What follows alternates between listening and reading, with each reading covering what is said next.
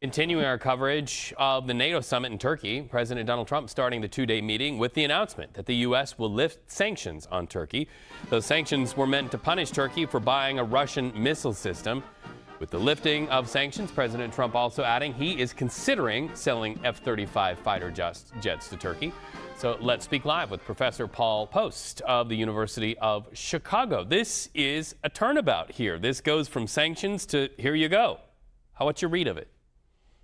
My read of it is not so fast. And the reason why is because the sanctions were originally imposed on Turkey and approved by Congress. And this is something that has bipartisan support back in 2019 during the first Trump administration. And that was because Turkey had decided to buy missile defense systems from Russia. And of course, NATO is in many ways geared against Russia. So the Trump administration, with congressional approval, put in place these sanctions of kicking Russia out of the F-35 program.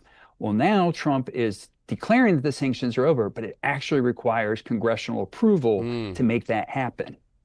So that obviously has not gone to where the president is overseas right now. So what happens now? Members of Congress will start to weigh in?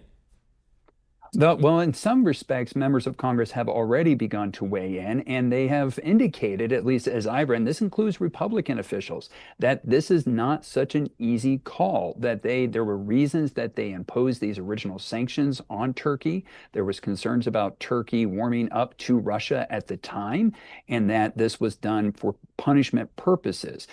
It is possible that they could go along with this if they felt that this was something that Trump was very, was staunchly supportive of and really wanted to see happen. Obviously, Trump in the room with Erdogan, of course, he's going to say things such as, yes, we're going to raise this and everything's going to be great. Is that still going to be Trump's message a week from now?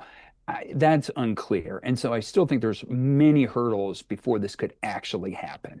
Well, and then you add what the president intimated could be also selling F-35 fighter jets to Turkey. What's the path on that?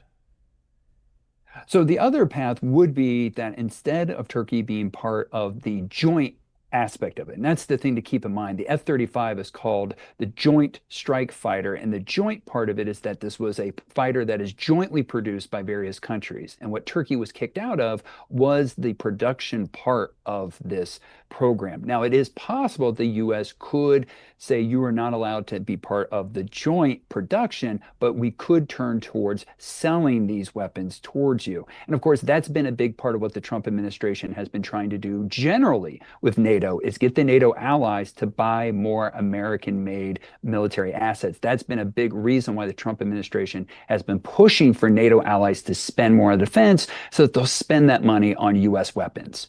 All right, Professor Poast, thank you for your insights today. Always good to talk to you. Thank you.